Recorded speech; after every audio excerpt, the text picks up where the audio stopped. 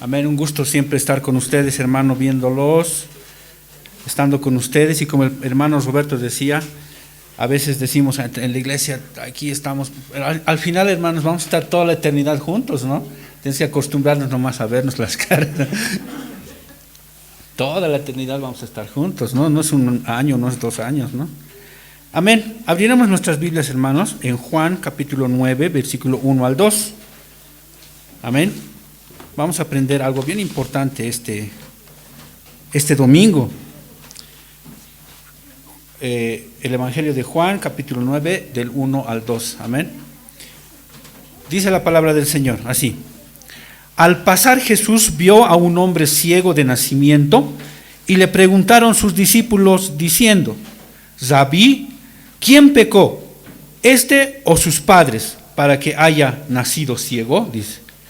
El 3 dice: respondió Jesús: no es que pecó este ni sus padres, sino para que las obras de Dios se manifiesten en él.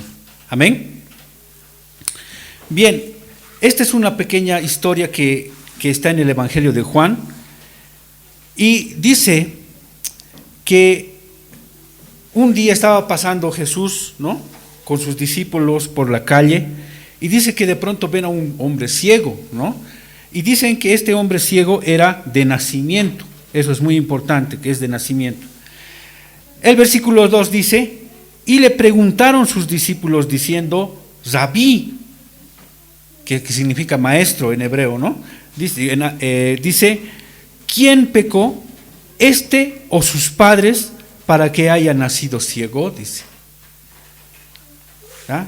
Aquí tenemos un refrán que tenían los judíos, una costumbre, algo que había sido pasado de generación en generación.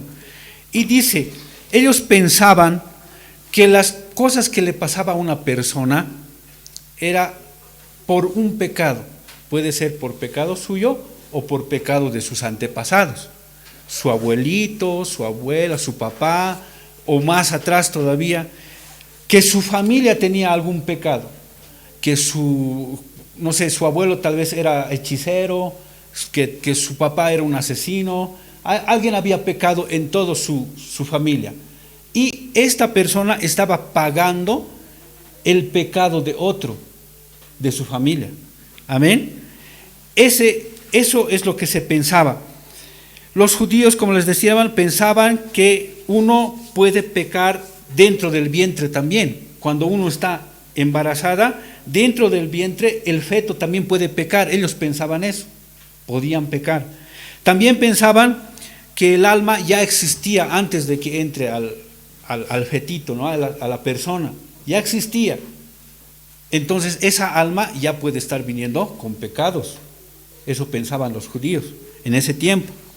Le preguntaron, Rabí, ¿quién pecó, este, el ciego, o pecaron sus padres para que él haya nacido ciego? Para ellos tenía que haber una explicación por qué esa persona estaba ciega. Alguien ha pecado aquí, este es un castigo.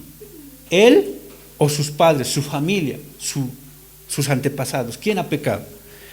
A esto, lo que este refrán muestra es un sentimiento fatalista, ya un sentimiento de culpa, de que las personas en ese tiempo y en nuestro tiempo también no queremos aceptar la culpa. Queremos siempre culparle a alguien. No queremos decir que nosotros somos los culpables de algo, sino que yo estoy arrastrando algo que mis padres han hecho, que mis abuelos han hecho, que mis antepasados han hecho. Yo soy inocente, estoy cargando cosas que no son mías. Esa es la tendencia del hombre, ¿no? Y también esto es una tergiversación de la palabra misma del Señor.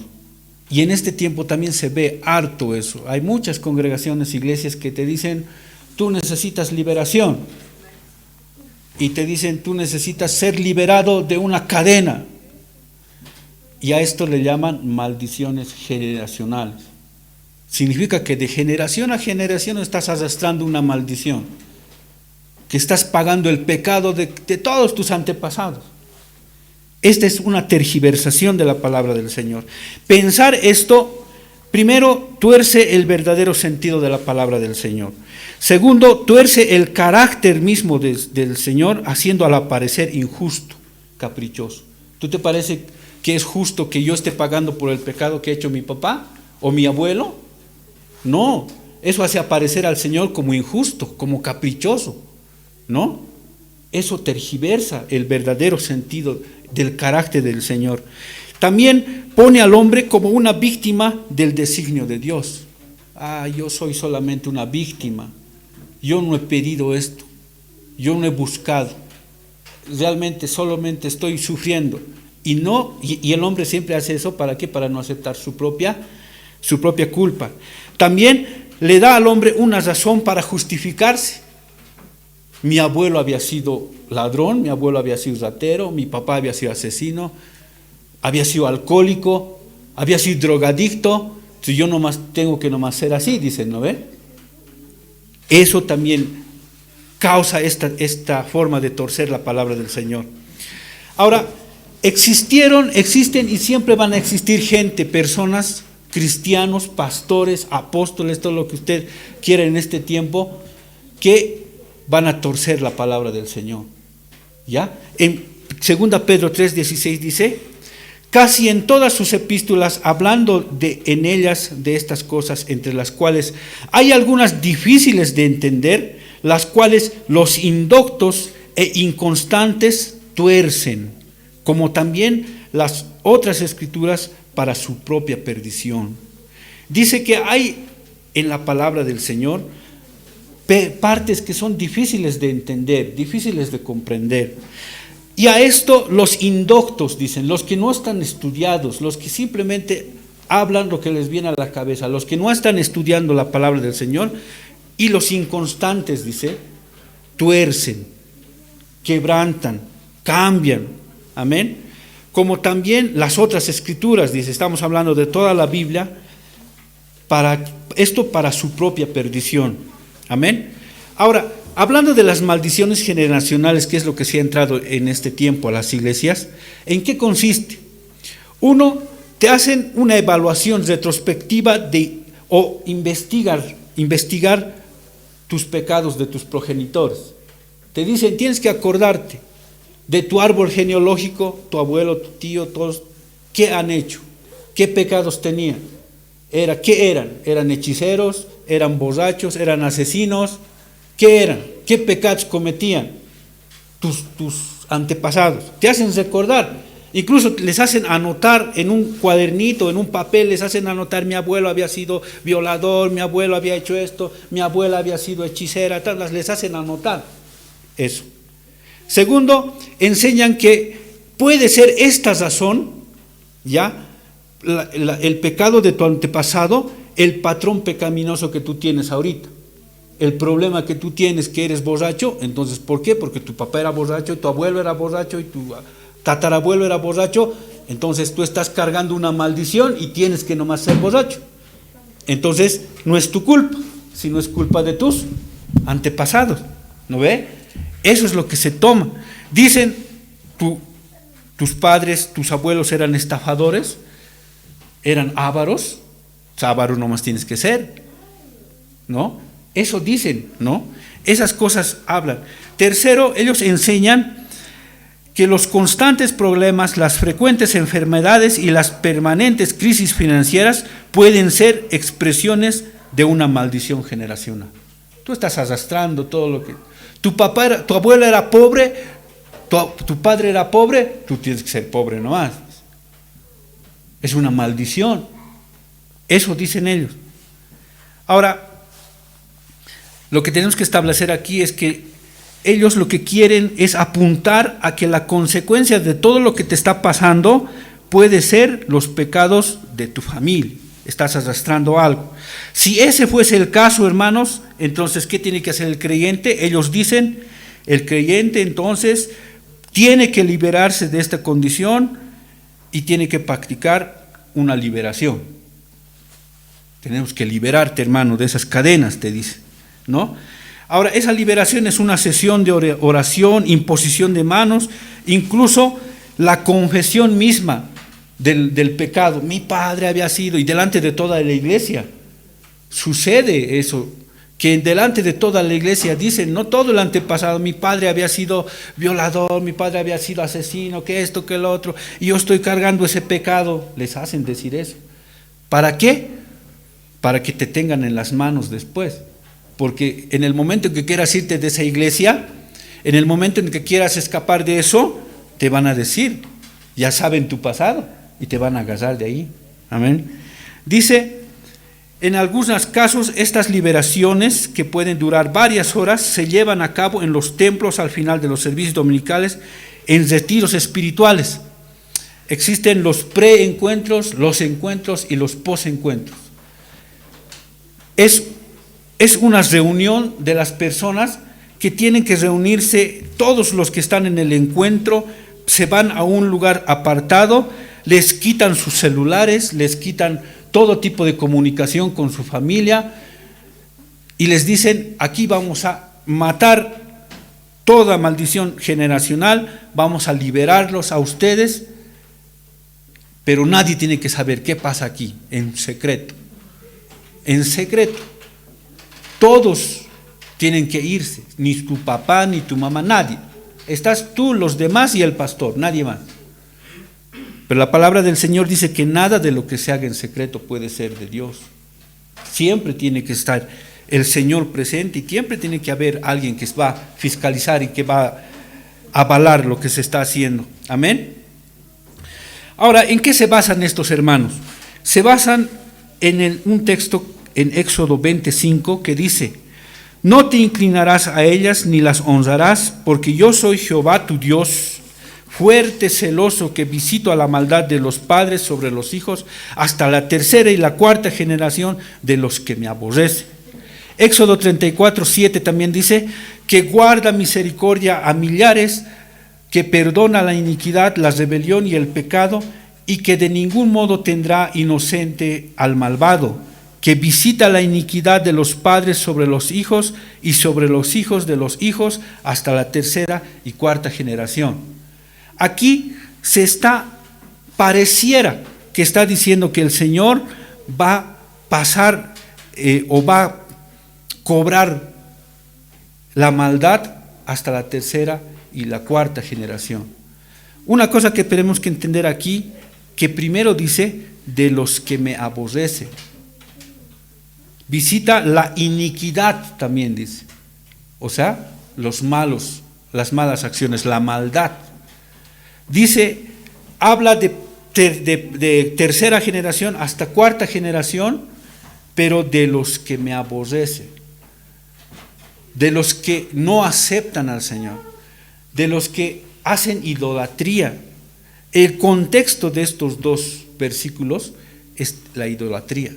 ¿Por qué? Porque es uno de los puntos de los 10 mandamientos. Dice, no te harás imagen delante de mí, ni del cielo ni de la tierra, porque yo soy celoso, dice, ¿no ve? Y la consecuencia es que si tergiversas eso, si no aceptas, entonces el Señor va a seguir, dice, tu maldad hasta la tercera y la cuarta generación, pero de los que le aborrecen, ¿ya? No de los que han decidido seguirle. Entonces, en Deuteronomio 5:7 dice, no tendrás dioses ajenos delante de mí, no harás para ti escultura ni imagen alguna de cosa que esté arriba en los cielos, ni abajo en la tierra, ni en las aguas debajo de la tierra. No te inclinarás a ellas ni les servirás, porque yo soy Jehová tu Dios fuerte, celoso, que visito la maldad de los padres sobre los hijos hasta la tercera y cuarta generación de los que me aborrecen. Y el 10 dice algo bien bonito, y dice, y hago misericordia a millares, a los que me aman y guardan mis mandamientos. Dice, visito la maldad hasta la tercera y cuarta generación de los que me aborrecen, y hago misericordia a los que me aman y guardan mis mandamientos. Ahí tenemos dos personas, los que aborrecen al Señor y los que aman y guardan sus mandamientos. Amén. Ahora, ¿de qué se trata en realidad esto? Se trata de que la maldad de unas personas causa consecuencias. El pecado de las personas causa consecuencias en su familia. Amén. A ver, veremos un ejemplo. Si un hombre roba y es juzgado y es encarcelado, ¿qué pasa? No solo es que entra a la cárcel y ya, sino que le hace falta a su familia. Ya no sostiene su familia. Sus hijos empiezan a sufrir, ya no tienen su sustento, ya no tienen quien los ayude. Muchos incluso con sus propios hijos entran a la cárcel, ¿no ve? Porque ya no hay quien los cuide. Entonces ese niño, ¿qué es lo que está viendo? Está sufriendo. Ese niño está sufriendo las consecuencias físicas del pecado de su papá, ¿no ve? Otro ejemplo, si un hombre es alcohólico, es borrachito, ahí está todos los días tomando, ¿qué puede pasar? Puede hacer cosas indebidas, puede perder su trabajo, ¿no? Puede hacer cosas malas. Entonces, ¿qué va a pasar? Lo mismo, le va a faltar el sustento a sus hijos, le va a faltar a sus propios hijos, le van a faltar su padre, no van a tener una figura paterna, o tal vez incluso puede morir a causa de ese alcoholismo. Y como sus hijos solamente han visto un hombre borracho, han visto alcohol, han visto cerveza, han visto fiestas, en ese mundo han crecido, ¿qué ha sido su influencia?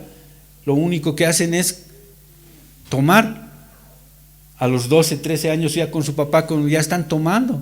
Incluso el papá mismo dice, con mi hijo voy a tomar, dice, y se empiezan a tomar, no, hijo, contigo. Sus papás mismos les dan esa influencia, ¿no? Contigo, ahora con mi hijo voy a tomar. Y a esto es lo que se refiere cuando dice yo visito la tercera y hasta la cuarta generación. Se refiere a que el mal comportamiento, la influencia mala del padre puede repercutir en el hijo. Y el hijo puede estar con las mismas influencias, con la misma tendencia, con las mismas, ¿cómo se le diría?, tentaciones, y el hijo lo ve normal. Y el hijo sigue los caminos de su papá.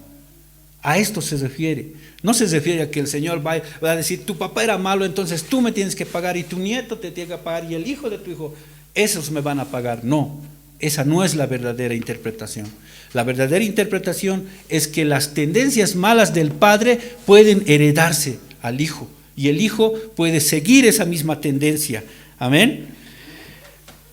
Y en nuestro medio, en este mismo mes, estamos en una de esas también, la idolatría.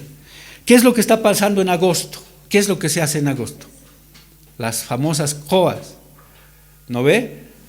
Tradición, hacen filas por comprar esas mesas, por quemar todos los días, ¿no? Todo el mes de agosto, especialmente los últimos días.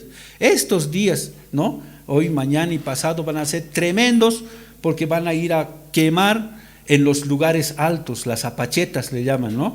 Lugares, montañas donde van a quemar esas cosas. Y el Señor habla de los lugares altos, porque antes también se hacían esos sacrificios, pero a otros dioses. Y el Señor habla de eso, de las idolatrías. Amén. Ahora, ¿qué es lo que pasa? Es una tradición que pasa de generación en generación y los hijos de sus hijos y todos siguen haciendo y todos los días y todos los años se sigue haciendo. Y esta idolatría, ¿qué es lo que está pasando? Va pasando de generación en generación. Y el Señor se enojó con tu padre porque ha hecho idolatría. Y si tú sigues haciendo, entonces se va a enojar contigo también, pues. Y si tu nieto hace, o el nieto hace, entonces también se va a enojar con el nieto, pero individualmente. No porque de tu padre estés arrastrando, sino porque es tu pecado, que tú estás decidiendo seguir con esa tradición y no cortar. Amén. Es tu responsabilidad, eres tú el que podría cortar eso. pero quieres no cortarlo, ¿no? Quieren no cortarlo. Amén. El hombre siempre tiene, hermanos, la tendencia o el deseo de deshacerse de la culpa. No quiere aceptar que es su culpa. ¿Esto cómo podemos ver? Desde el Génesis, desde nuestra creación. Génesis 3, 12 al 13 dice: y el hombre respondió: la mujer que me diste por compañera me dio del árbol y yo comí. Y el 13 dice: entonces Jehová Dios dijo a la mujer: ¿qué es lo que has hecho? Y la mujer dijo: la serpiente me engañó y yo comí. ¿Qué ha pasado? Porque han pecado, dice el Señor. Y la mujer dice: la serpiente me ha engañado, ella me ha hecho pecar. No dice: yo he decidido alzar y desobedecer. Y cuando el Señor le pregunta a Adán, Adán dice lo mismo. Y aún peor, le culpa al Señor. Le dice: la mujer que tú me has dado. Así que ¿quién tiene la culpa aquí? El Señor, porque tú me has dado esa mujer. Yo estaba tranquilo, yo no te he pedido, tú me has dado. Y esa mujer me ha hecho desobedecer, me ha hecho pecar. Esa tendencia tenemos los cristianos, los seres humanos, de no aceptar nuestra culpa, de justificarnos. Y decimos: yo no tengo la culpa, mi papá había sido malo, mi abuelo había sido hechicero, yo estoy cargando nomás sus pecados, estoy pagando la culpa, el Señor me ha puesto una maldición y yo tengo que pagar con mi hijo y con mi hijo y con mi hijo hasta la tercera y cuarta generación. Mentira, mentira, eso no es así. Tú puedes decidir en este momento cortar con todo, porque es tu propia responsabilidad. Amén. Esto se ve mucho en los líderes, en los políticos, en los religiosos, y ahora mismo nosotros estamos viendo en los políticos que dicen: nosotros no somos los culpables, ha habido un golpe de Estado y eso lo ha fregado toda la economía. ¿No ve? No, aquí nos han hecho una maldad y nosotros estamos sufriendo, estamos tratando de arreglar las cosas, dice, cuando sabemos que no es así. Pero es la tendencia del ser humano de no aceptar la culpa, de no decir: sí, está bien, nosotros hicimos algunas cosas malas. Y por eso también el pueblo se ha enojado y nos han sacado. Pero no hay eso, ¿no? Dice: no, nosotros estábamos bien, estábamos tremendo nosotros. Y ha habido la maldad de otros que nos han hecho daño y ahora están sufriendo. Sufran porque nos han hecho maldad, dice, ¿no? Esa es la tendencia del ser humano. Los religiosos también dicen eso, ¿no? Dicen: nosotros no tenemos la culpa, estamos arrastrando los pecados de nuestros padres. Y los judíos decían eso. ¿Quién pecó aquí? ¿Pecó él o pecó su padre para que éste esté castigado con la ceguera? Ese era su pensamiento. Amén. Entonces, hermanos, ¿Dios es injusto como piensan los hombres? Con esto que piensan en las mismas iglesias cristianas, ¿qué están haciendo en dar a entender? De que el Señor es injusto, porque me culpa a mí por cosas que yo no he hecho. Pero el Señor es santo, santo, santo, 3 veces santo. Significa que es justo en todo el sentido de la palabra. Entonces, ¿qué está pasando aquí? ¿Hay una contradicción? No. Ezequiel 18, 1 al 20 dice: vino a mí palabra de Jehová diciendo: ¿qué pensáis vosotros los que usáis este refrán sobre la tierra de Israel? Que dice: los padres comieron las uvas agrias y los dientes de los hijos tienen la dentera. Dice. Ese era el refrán en sí.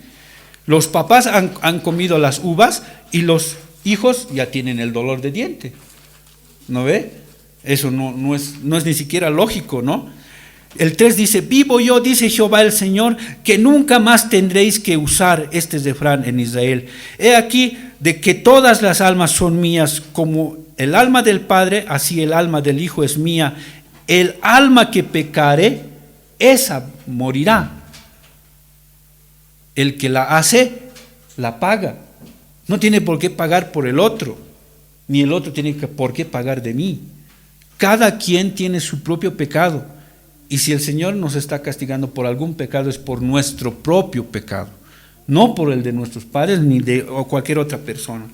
Ahora, ahí en Ezequiel 18, en el versículo 5, empieza un ejemplo. Tenemos a un padre bueno, su hijo es malo y su nieto vuelve a ser bueno.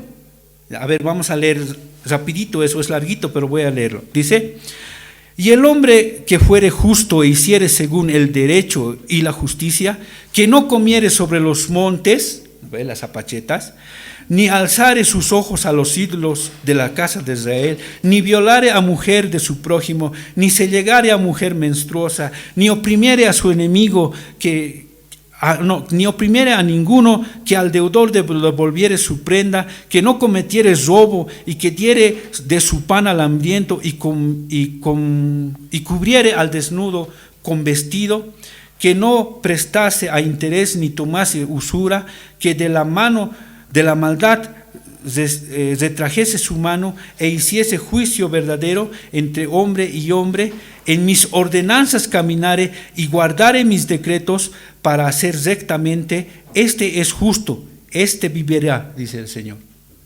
Estamos hablando de uno, vamos a decir, puede ser el Padre. Este Padre es bueno porque no hace las cosas malas. Ahí está una lista de varias cosas malas, pero Él no las hace. Este Padre es bueno. Pero este Padre dice que tiene un hijo, dice: mas si engendrase hijo ladrón, derramador de sangre, o que haga algunas cosas de estas y que no haga las otras, sino que comiere sobre los montes y violare a la mujer de su prójimo, al pobre o menesteroso oprimiere, cometiere robos, no devolviere la prenda, o alzare sus ojos a los ídolos e hiciese abominación, prestare a intereses y tomare usura, ¿vivirá este? Se pregunta. No vivirá. Todas estas abominaciones hizo, de cierto morirá. Tenemos un padre que ha hecho buenas cosas y que ha tenido un hijo, pero este hijo ha hecho cosas malas. Y dice: todas estas abominaciones hizo, de cierto este hijo morirá, pero su papá va a vivir porque su papá era bueno. Y luego viene, este hijo tiene su hijo también, estaríamos hablando del nieto. Dice: pero si éste engendrare hijo, el cual viere todos los pecados de su padre y que su padre hizo, y viéndolos no hiciere según ellos, no comiere sobre los montes, ni alzare sus ojos a los ídolos de la casa de Israel, la mujer del prójimo no violare, ni oprimiere a nadie, la prenda no retuviere, ni cometiere robos, al hambriento diere de su pan y cubriere con vestido al desnudo, apartaré su mano del pobre, interés y usura no recibiere, guardaré mis decretos y anduviese en mis ordenanzas, este no morirá por la maldad de su padre, de cierto vivirá. Tenemos ahí tres personas. El padre que ha sido malo, que ha hecho cosas malas. Este padre ha hecho cosas buenas, ¿no? Y porque ha hecho las cosas buenas, ha sido justo, este vivirá, dice. Luego este padre tiene un hijo y este hijo le salió mal. Este hijo empieza a hacer cosas malas, a derramar sangre, a hacer idolatría y muchas cosas más que aquí dice. Dice: todas estas abominaciones hizo este hijo, de cierto morirá. Y luego este hijo tiene un hijo que sería el nieto, y este nieto dice que observa las cosas que hace el padre, sus idolatrías, sus vicios, sus cosas que hace, sus maldades, observa. Está, dice, presente, viendo, está expuesto a esas cosas, podría hacerlas, está tentado a hacerlas, es las cosas que ha aprendido en su niñez, pero él dice que decide no hacerlo. Es más, empieza a hacer lo justo, empieza a hacer lo bueno. Entonces este nieto, aunque su padre haya sido malo, dice: este no morirá por la maldad de su padre, de cierto vivirá, dice. 3, ¿no? Y después la respuesta de Dios a esto dice: su padre, por cuanto hizo agravio, despojó violentamente al hermano e hizo en medio de su pueblo lo que no es bueno, he aquí que él morirá por su maldad. Y si dijereis: ¿por qué el hijo no llevará el pecado de su padre, porque el Hijo hizo según el derecho y la justicia, guardó todos mis estatutos y los cumplió, de cierto vivirá. Esa es la sentencia del Señor. Amén. El que hace lo bueno, el que guarda sus estatutos, dice, y los cumple, ese va a vivir. A pesar de que su papá haya sido malo, su abuelo haya sido malo, no importa. Aquí la responsabilidad es tuya, individual ante el Señor. Amén. Ahora,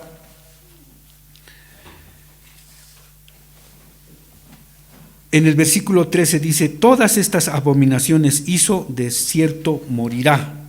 Y en el versículo 19 dice, porque Él hizo según el derecho y la justicia, guardó todos mis estatutos y los cumplió, de cierto vivirá.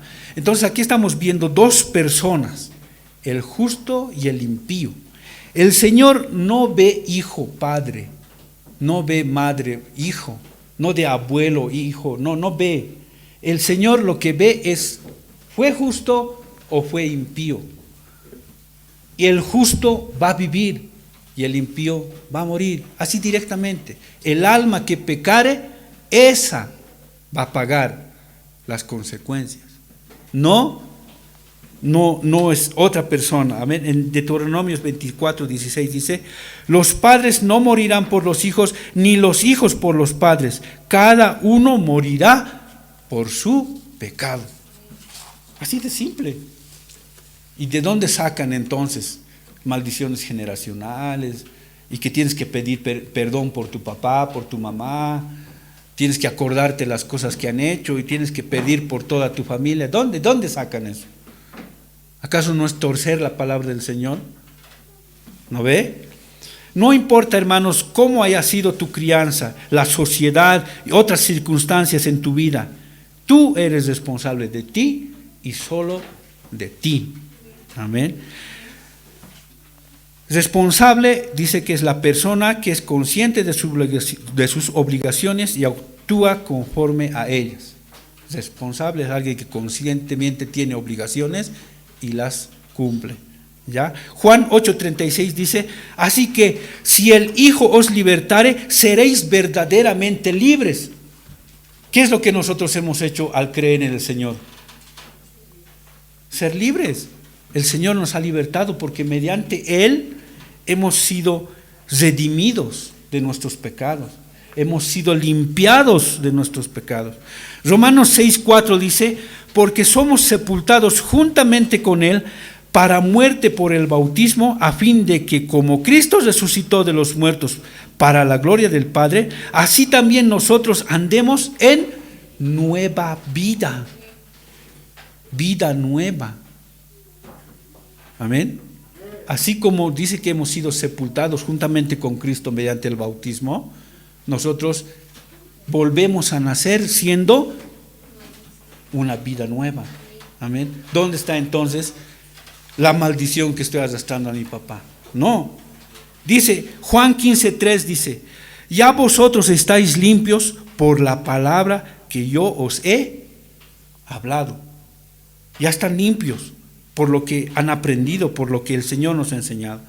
Primera Juan 3:9 dice, todo aquel que es nacido de Dios no practica el pecado, porque la simiente de Dios permanece en él y no puede pecar, porque es nacido de Dios.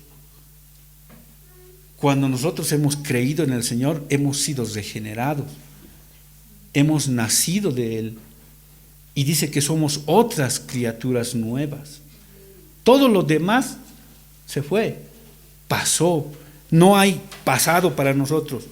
Nosotros empezamos a vivir, a existir cuando nosotros hemos creído en el Señor. Amén. Pero todo esto, hermano, no significa que tú digas, ya bueno, ya soy salvo, no tengo pecados que estar viendo, y te sientes en la iglesia y ya. Si tú eres salvo, procura de que tu familia sea salva también, porque la responsabilidad es individual. Si bien tú ya lo hiciste, procura de que también tu padre, tu abuelo, también sean salvos. También puedan ellos limpiar su propia vida, que puedan sus propios pecados ser perdonados. Esa es la misión que tenemos nosotros. Que una vez que ya hemos sido limpiados y estamos libres, también tienen que procurar que nuestra familia, nuestros hermanos, nuestros tíos, nuestros primos también sean salvos. En Romanos 10:14 dice: ¿cómo pues invocarán a aquel en el cual no han creído? ¿Y cómo creerán en aquel de quien no han oído? ¿Y cómo oirán sin haber quien les predique?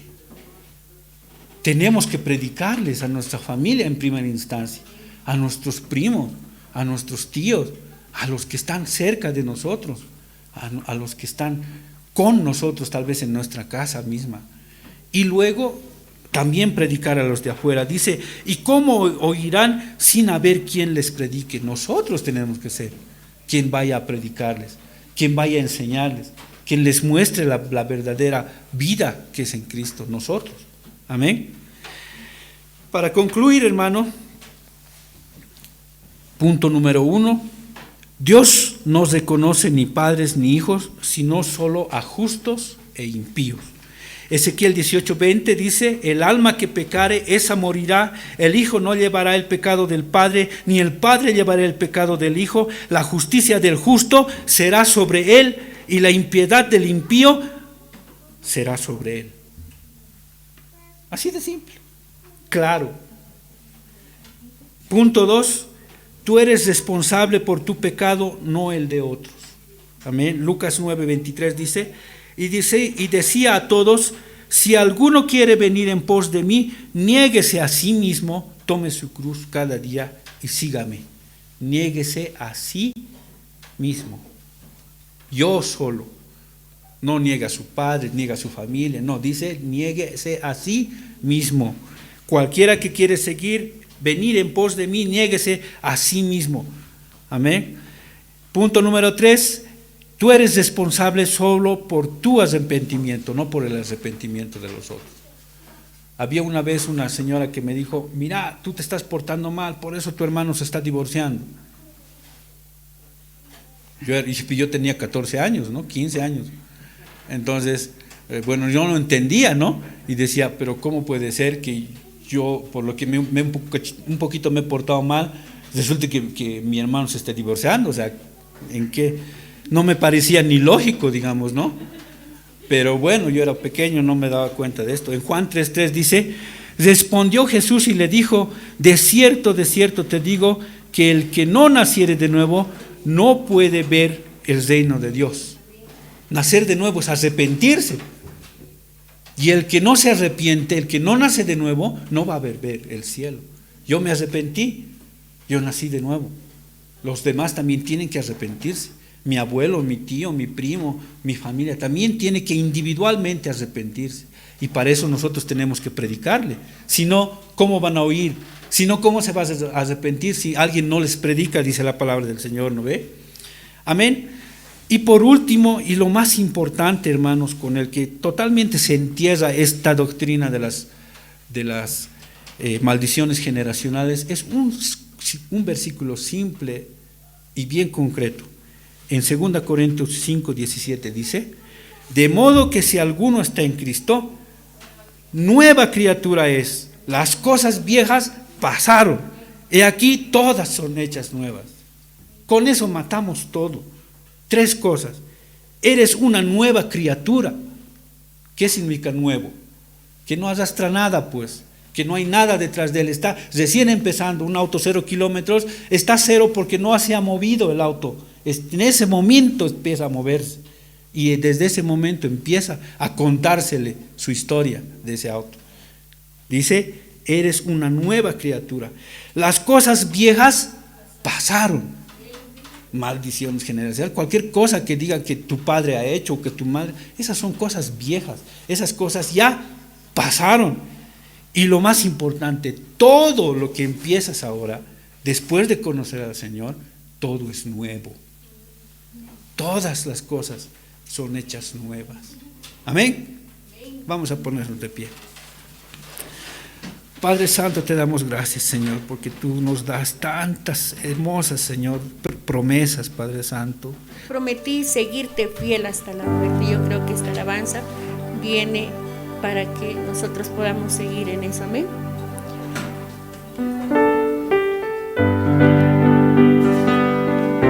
Vamos a cantar con todas nuestras fuerzas. Amén.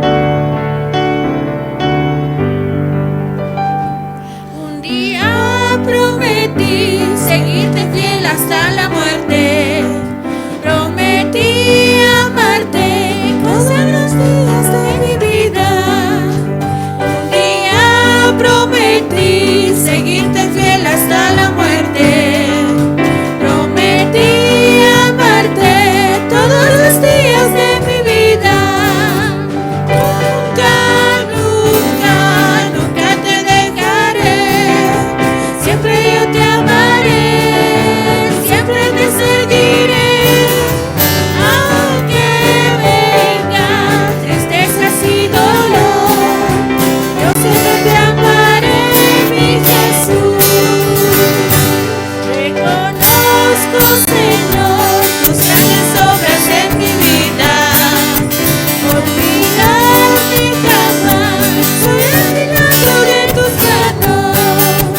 Reconozco, Señor, tus grandes obras en mi vida. Olvidarte jamás, soy el milagro de tus manos. Nunca, nunca, nunca te dejaré.